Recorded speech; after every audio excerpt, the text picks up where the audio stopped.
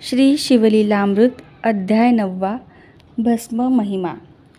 सूत म्हणाले, सज्जन हो, वामदेव नावाचा महाज्ञानी मुनी सर्वांगास भस्म लावून दिगंबर अवस्थेत एकटाच वनसंचार करीत असे.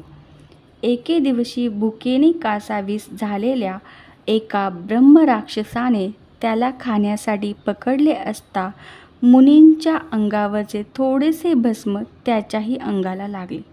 त्या पवित्र भस्माच्या प्रभावाने त्याची सर्व पातके नष्ट होऊन तो दिव्यदेही झाला. त्याला आपल्या पूर्वीच्या जन्माचे ज्ञान झाले. मुनिचरणांना वंदन करून तो म्हणाला, गुरुदेव, तुमच्या दर्शनाने मी पावन झालो आहे आणि आता तुमच्यासमोर माझे मनोगत सांगितले तर मी शिवपदास प्राप्त होईल.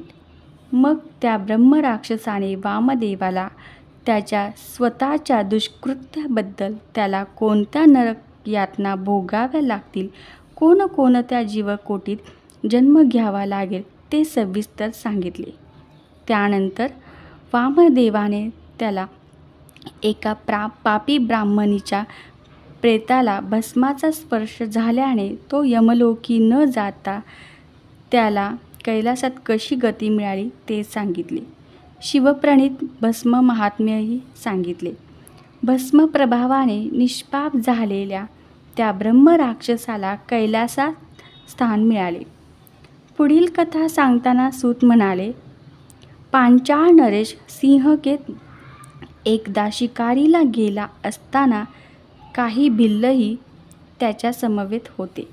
त्यातील एका भिल्लाला भग्न शिवालयात खाली पडलेले एक शिवलिंग दिसले. त्याने ते राजाला दाखवताच तो भिल्लाला म्हणाला, हे घरी घेऊन तू चिताभस्माने त्याची नित्यपूजा कर. भस्माशिवाय नैवेद्य दाखवू नको. त्याप्रमाणे भिल्लाने ते लिंग घरी आणले व तो त्याची रोज पूजा करू लागला. एके दिवशी खूप हिंडूनही त्याला ताजे चिताभस्म मिळाले नाही, म्हणून तो चिंताग्रस्त झाला. तेव्हा पतीच्या शिवपूजनात खंड पडू नये म्हणून त्याच्या पत्नीने स्वतःला जाळून घेतले. त्या भस्माने त्याने शिवपूजन केले व नेहमीच्या सवयीप्रमाणे नैवेद्य आणण्यासाठी पत्नीला हाक मारले. तर काय आश्चर्य! दिव्यरूप झालेली त्याची पत्नी नैवेद्य घेऊन आली. पूजन झाल्यावर आपल्या पत्नीला जिवंत पाहून त्याला मोठे आश्चर्य वाटले. शिवकृपेने तोही शिवरूप झाला आणि पत्नीसह शिवलोकी गेला. हे वृत्त कळताच सिंहकेत शिवभक्ती करू लागला आणि अंती शिवपदास पोचला.